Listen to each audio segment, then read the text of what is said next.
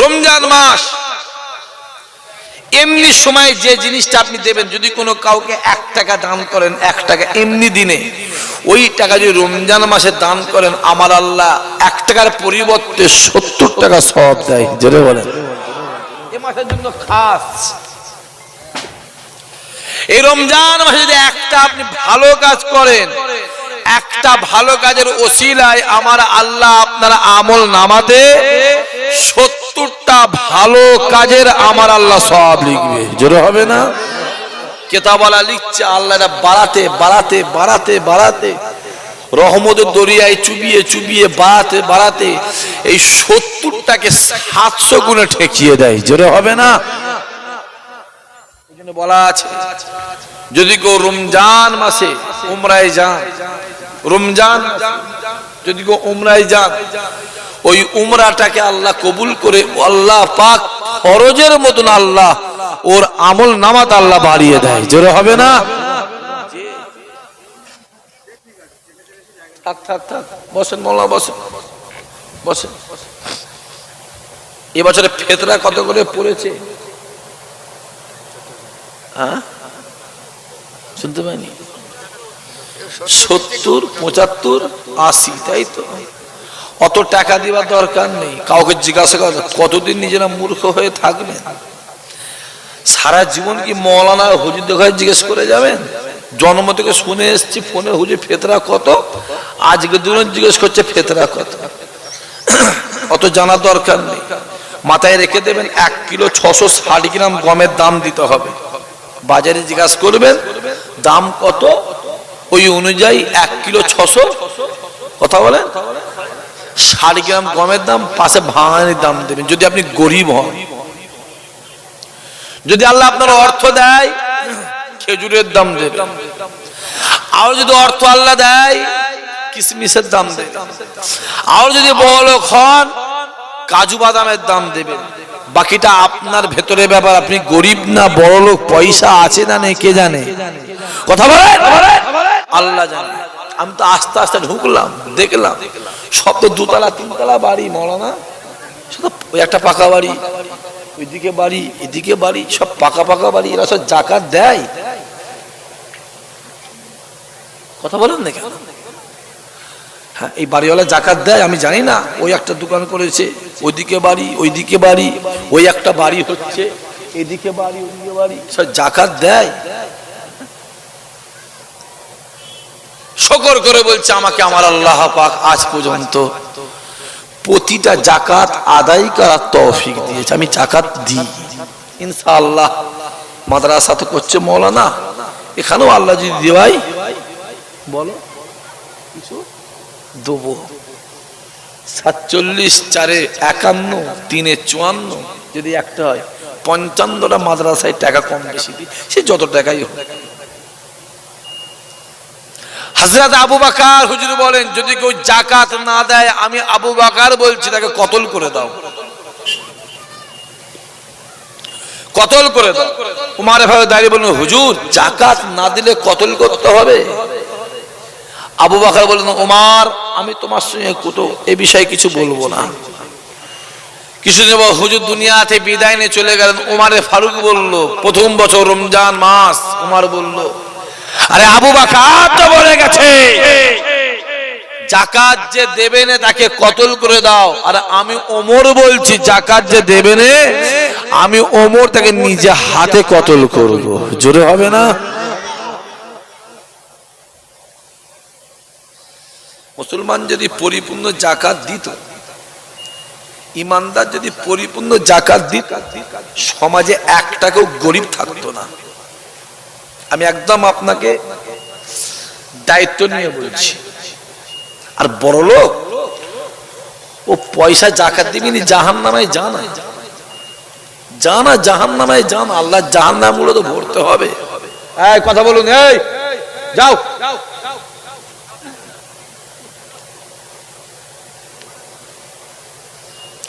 এক লক্ষ টাকায় কত টাকা জাকাত বলেন? বলেন লাখে 2500 টাকা জাকাত। 2500। আপনি ব্যাংকে 1 লক্ষ টাকা রেখেছেন, খুব ভালো করে বুঝবেন আমার কথাটা। ব্যাংকে 1 লক্ষ টাকা রেখেছেন, বছরে 1 বছর পরে আছে, 1 বছর পরে ওই ব্যাংকে যে আপনি 1 লক্ষ টাকা রেখেছেন, আপনার কত টাকা থাকবে ব্যাংকে? 1 লক্ষ টাকা ব্যাংকে রেখেছেন, 1 বছর পরে ওই টাকাটা কত হবে? কথা বলে যে বাড়বে, শূন্য ধান্দা আছে তার মানে। 1,05,000, তাই তো?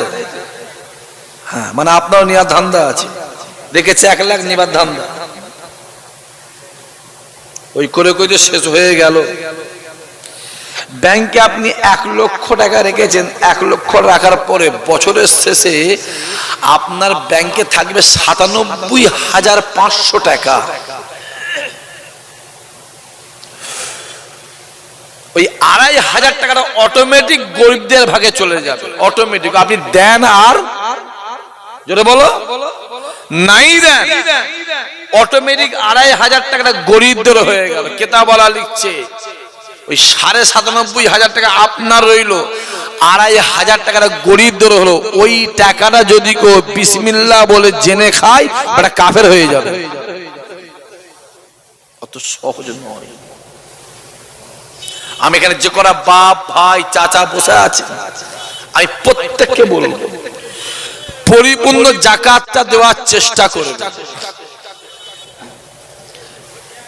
দুটো জিনিস ধরবেন, দুটো জিনিস, এই একটা সোনা নেবেন, এই একটা সোনা নেবেন। সোনা কথা বলবেন, সোনা নেবেন, এই সোনাটা যাকাত দেবেন, আর এই সোনার যাকাত দেবেন না।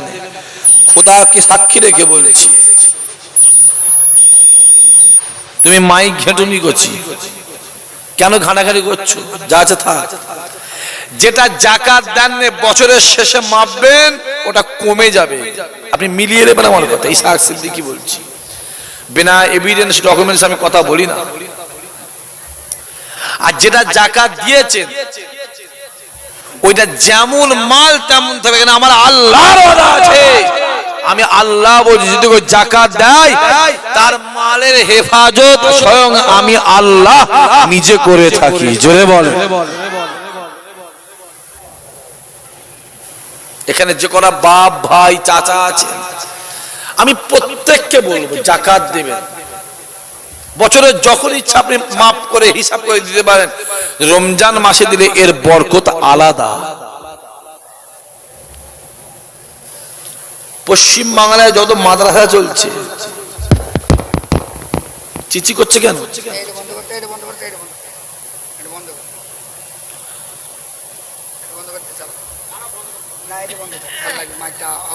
পশ্চিম বাংলায় যত মাদ্রাসা আছে, আপনাদের সহযোগিতায় চলে না চলে না? কথা বলে। ফুরফুরা দরবারে মাসায় বছরে কয়েক কোটি টাকা খরচ হয়, আপনাদের দোয়াতেই চলে। কেউ 20, কেউ 50, কেউ 200, কেউ 500, কেউ 1000, কেউ 20,000, কেউ 5000, কেউ 20,000। মসজিদে কোনো যাকাতের টাকা ফিতরার টাকা চলে না, তবুও মাদ্রাসায় চলে। রমজান মাসটা বেছে নেবেন আপনারা।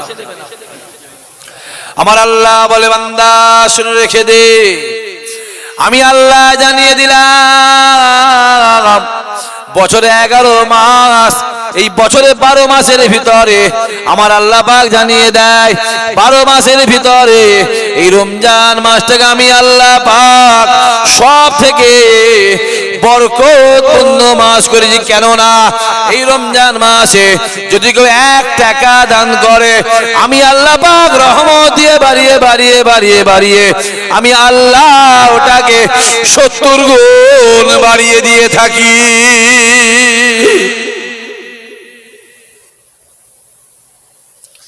আমার আল্লাহ ডাক দেয়, বান্দা শুনে রেখে দে, আমি আল্লাহ রোজাদারদের উপরে দুইটার সময় খুশি হই, দুইটার সময় রাজি হই।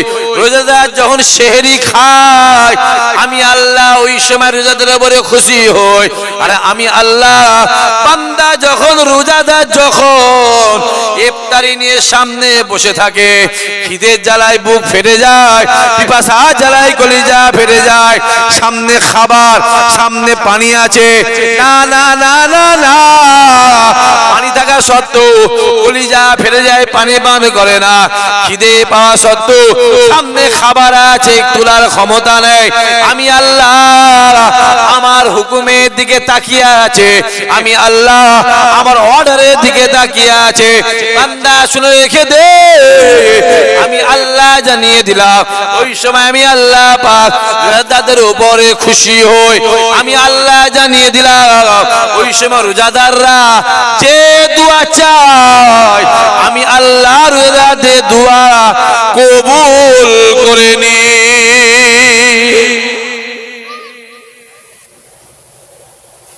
আজানের 15 মিনিট আগে, 10 মিনিট আগে, 5 মিনিট আগে ইফতারি নিয়ে ছেলে মেয়ে বউ নাতি পুতাকে নিয়ে বসতে হয়। এই দরুদ শরীফ পর, কলেমা শরীফ পর, সূরা ফাতিহা পর, সূরা ইখলাস পর, হাতটা তুলে মোনাজাত করতে হয়। আর এখন যা কন্ডিশন, সে বলে কাজ নেই, যা হচ্ছে।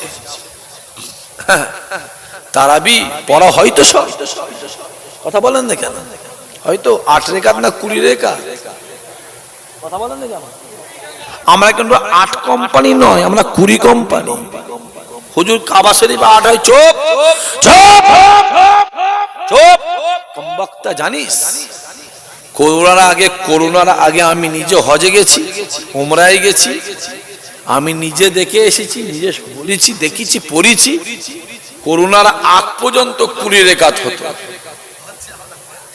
করোনার পর থেকে কথা বলেন 8 রেকাত হয়েছে। আমরা কিন্তু 20 রেকাত। আপনি ভাববেন না শুধু শুকোচ্ছি মনে রুজো না। রমজান মাসে আপনার ঠোঁটটাকে হেফাজত করতে হবে, আপনার চোখটাকে হেফাজত করতে হবে, আপনার কানটাকে হেফাজত করতে হবে, আপনার জিভটাকে হেফাজত করতে হবে, আপনার হাত পাটাকে হেফাজত করতে হবে, আপনার নফসটাকে হেফাজত করতে হবে, পোটকটা আপনার গোটা শরীরটাকে হেফাজত করতে হবে। এর নাম হলো রোজা। রোজা রেখে দিয়ে সারা দিন মোবাইলে গান শুনছি, রোজা হবে বাপ? রোজা রেখে দিয়ে সারা দিন অন্য কাজে ব্যস্ত আছে, অত সহজ নয় যে। তাই আমার আল্লাহ বলে, বান্দা শুনে রেখে দে, 1 মাস রোজা রাখলে, 1 মাস রোজা রাখার পরে যে দিনটা আসবে ওই দিনটার নাম বলো ঈদের দিন। ঈদ মানে খুশি। আমার আল্লাহ পাকে বান্দা শুনে রেখে দে, খুশি ঈদ কাদের জন্য? আমি আল্লাহ ঈদকে, খুশিকে একমাত্র রোজাদারদের জন্য ঈদ করেছি। লেখা আছে বেরোজদার যেন ঈদের দিনে নতুন জামাটা না পরে। তুমি জানো, জানা আছে বেরোজদার ঈদের দিনে সেমুই পর্যন্ত খাওয়া মানা আছে, তো জানা আছে? তুমি জানো বেরোজদার ঈদের ময়দানে যা মানা, যা কিতাব খুলে দেখবে, যা। এই ফোন রাখ, ফোন রাখ। যত জুলুম, এত জুলুম করছি কেন তোরা? তোরা চলবে না, আমার মাহফিলে করছি, নতুন মনে হচ্ছে সব। ঈদ কাদের জন্য? সেরে রোজাদারদের জন্য। ঈদের দিনে বেরোজদাররা নতুন জামাটা না পরে ওটাও মানা আছে, যে অত সহজ নয় আব্বাজি। 11 মাস আমার আল্লাহ তোমায় সুযোগ দিয়েছে, খা, কলজে খুলে খা। 1 মাস থেকে শুকোতে হবে। হ্যাঁ, এইটা রোজার মাস। আমি আল্লাহ একটা মাসকে বেহিসাব বেকিতাব করে দিলাম। জোরে হবে না সুবহানাল্লাহ? আলেম ওলামারা দেখবেন রমজান মাসে 20টা 30টা করে লুঙ্গি জামা পাঞ্জাবি টুপি কিনে নেয়, কেন এদের হিসাব দিতে হবে না। আমি নিজেও আমি অন্যজনকে কি বলবো, আর অন্য মাসে হিসাব দিতে হবে।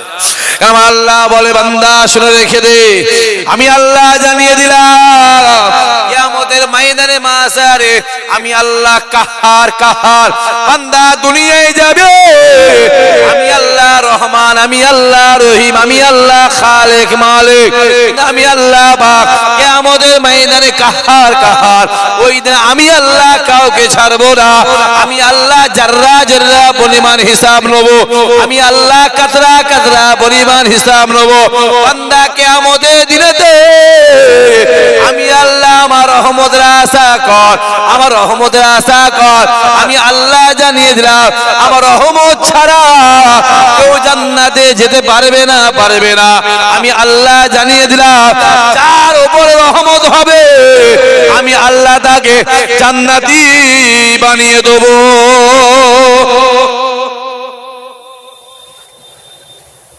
মাশাআল্লাহ, আল্লাহ কবুল।